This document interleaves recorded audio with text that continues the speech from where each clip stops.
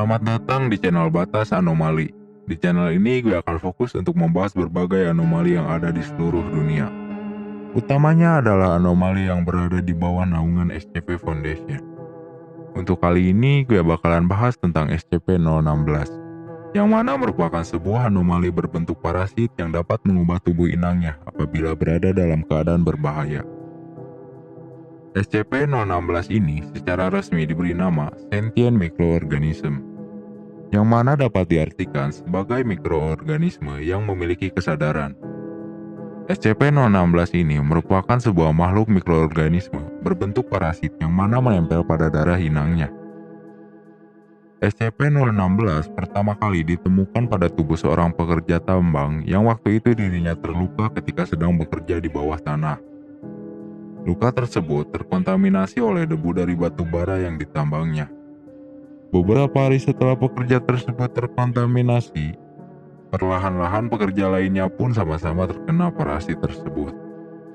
Dikarenakan epidemi tersebut terus merebak, maka tim SCP Foundation pun mengambil alih penanganan. Diketahui bahwa SCP-016 memiliki masa inkubasi yang beragam, mulai dari 24 jam hingga 2 tahun. Pertama-tama, korban yang terjangkit akan merasakan demam, mata terasa gatal, flu, batuk, dan seluruh badan terasa gatal. 48 jam kemudian, korban akan mengalami demam disertai beberapa pendarahan ringan. Fase selanjutnya, korban akan mengalami pendarahan eksternal yang sangat parah, seperti pendarahan pada hidung, saluran air mata, anus, mulut, dan lain-lain. Bahkan terdapat sebuah kasus di mana salah satu korban memuntahkan darah hingga jarak 5 meter. Apabila korban masih hidup, maka parasit tersebut akan kembali berhibernasi. Dan yang membedakan parasit ini dengan penyakit lain seperti Ebola dan juga Marburg adalah respon yang tidak biasa ketika inang atau korbannya mengalami stres. Stres yang dimaksud di sini adalah ketika korban sedang berada dalam situasi yang membuat nyawanya terancam. Dalam kondisi tersebut, parasit atau SCP-016 akan merubah DNA dan juga sel tubuh milik korban. Mulai dari 24 jam pertama hingga 2 minggu, tubuh korban akan mulai berubah dan sebagian dari korban tersebut akan tewas akibat tidak bisa menahan perubahan tubuh tersebut.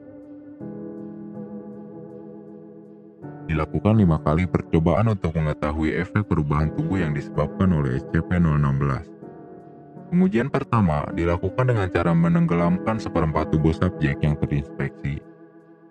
Dalam waktu 24 jam, tubuh subjek berubah menjadi seperti ikan, semisal paru-paru yang diubah menjadi insang.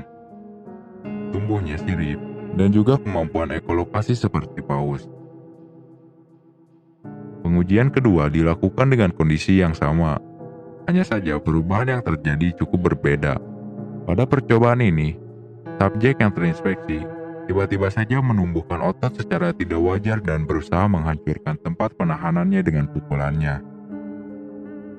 Pengujian ketiga masih dilakukan dengan cara yang sama dan reaksinya pun berbeda dengan pengujian pertama dan kedua. Pada waktu itu, subjek tiba-tiba menumbuhkan organ baru yang mirip seperti sebuah tabung yang berguna untuk bernapas. Pada pengujian keempat, subjek diminta untuk berkonsentrasi dan membayangkan bahwa dirinya bisa menumbuhkan sayap.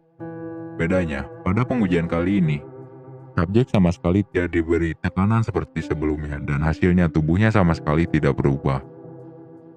Pada pengujian kelima, subjek ditempatkan di sebuah kotak transparan yang berada di ketinggian 305 meter.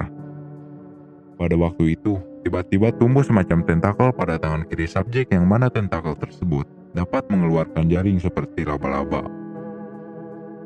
Karena dapat dengan mudah menular dan dikhawatirkan menyebabkan pandemi yang cukup mengerikan, maka SCP-016 harus ditahan secara ketat. Bahkan apabila terjadi kebocoran dari tempat penahanan, maka seluruh tempat di fasilitas tersebut akan diisolasi. Seluruh personel yang terkena parasit tersebut harus dimusnahkan. Dan apabila dalam 48 jam, kebocoran tersebut belum terselesaikan, maka fasilitas tersebut akan diledakkan dengan menggunakan peledak nuklir untuk mencegah kebocoran di luar fasilitas.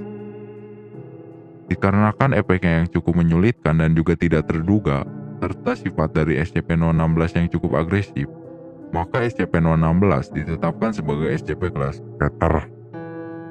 Akhir kata, perlu gue tekankan kalau setiap kisah dari SCP Foundation hanyalah karangan fiksi. Walau begitu, jangan pernah lengah dan terus perhatikan sekitarmu karena banyak hal yang senantiasa berada di dekatmu.